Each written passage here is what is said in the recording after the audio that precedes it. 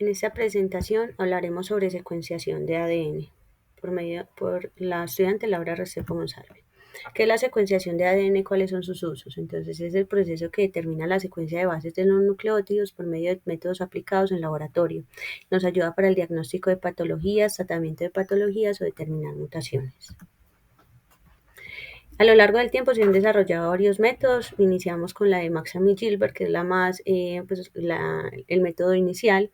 Tiene como ventaja que puede emplear ADN de doble hebra, desventaja que requiere fraccionamiento por cada secuencia especificada estudiada, lo cual lo hace laborioso.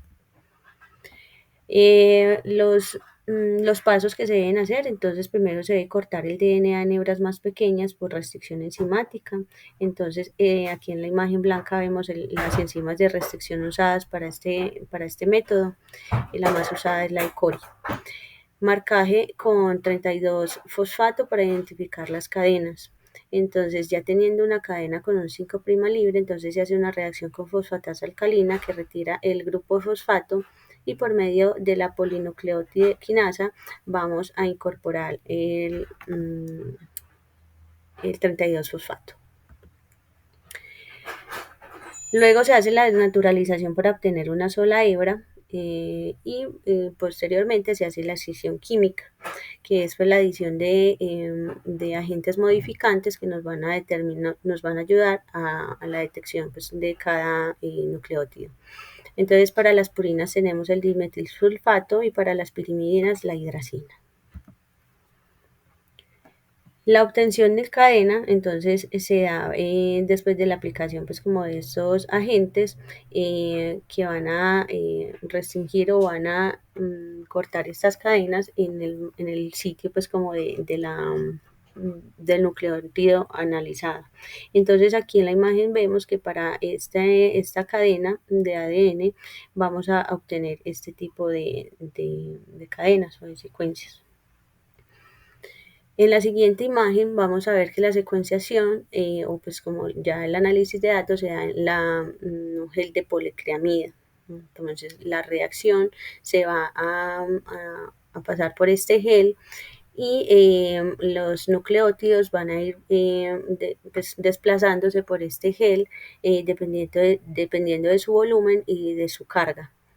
Por medio de una autorradiografía, entonces vamos a obtener franjas que se van a evidenciar pues, ya en el gel y se va a dar el análisis. Esto se lee desde abajo hacia arriba, donde vamos a ver entonces con la detección del nucleótido según pues como la columna y la posición. Entonces ya vemos que en la primera tenemos una guanina. Cuando tenemos franjas en dos columnas vamos a tomar como el nucleótido el que se repite en las dos.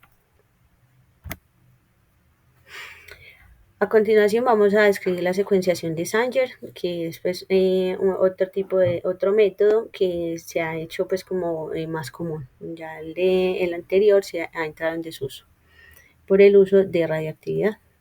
Entonces se hace la desnaturalización y la obtención de las hebras, como inicialmente se hizo en el primer método. Luego se desarrolla un primer y se polimeriza la cadena complementaria. En este método entonces vamos a tener el uso de dos moléculas, entonces un DNTP con un fosfato para ser identificada en un gel y un DDNTP específico de cada tipo de nucleótido.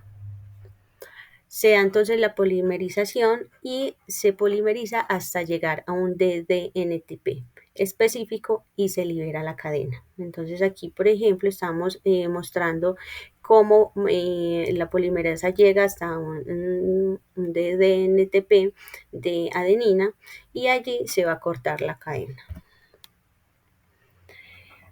La identificación de cadenas, entonces vamos a tener que en esta ADN o en esta hebra de ADN vamos a tener con DDA o pues con este tipo de DNTP vamos a tener 4 tipos de cadenas que son las que se describen en la primera imagen.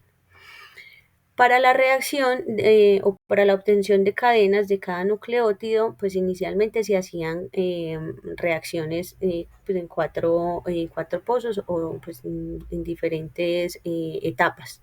Pero actualmente ya se logró, pues posterior a ese, se logró hacer en una sola reacción y ya después se analizaban pues en el gel de policromía por separado. Entonces el análisis de datos ya se da entonces por medio de una autorradiografía y ya después de pasar esta reacción por el gel y pues se lee igual como en el método anterior. Posteriormente se desarrollaron otros métodos de lectura o de análisis de datos, como por ejemplo la electroforesis capilar, donde los de DNTP marcados con los fluorocromos son detectados por un equipo, lo lee después de ser irradiado por un láser y se va generando picos con cada uno de los nucleótidos y tiene un color para cada uno de ellos. Esto ha ido evolucionando pues como en el tiempo, ya los equipos automatizados son pues como la nueva generación. Inicialmente se dio la secuenciación mediante colorantes acoplados al iniciador, que es el diprimer sequencing. Entonces lo que hace es que en un equipo el láser excita la tinción fluorescente, las señales emitidas se digitaliza y es captada por detectores que una computadora analiza y descifra y pueden observarse los resultados obtenidos en tiempo real. Ese también se da por medio de picos en un electroferograma. Entonces este análisis también se da por medio de los colores. Y pues también tenemos un tipo de pirosecuenciación que es pues como las últimas generaciones, vamos a describir la secuenciación 454, que se da pues por medio del PCR por emulsión. Entonces se da la fragmentación y preparación de las cadenas. Por medio de una ligasa se pone un adaptador A y un adaptador B en los extremos. Ya luego se hace la amplificación en la emulsión. Esta emulsión, o pues el PCR en emulsión, se da en una emulsión de agua y aceite. Entonces, las esferas van a tener una secuencia que se va a unir al adaptador A de las cadenas que ya teníamos. El ADN polimerasa va a generar otras cadenas que se van uniendo a estos adaptadores de la esfera. Luego de la reacción, estas esferas se ponen en unos pozos, micropozos, donde se va a hacer la reacción enzimática.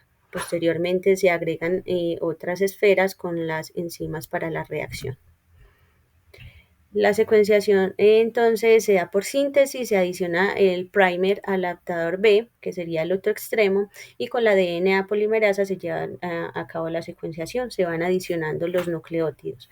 Cada que se une un nucleótido se da la reacción de luz y se genera un pico por nucleótido.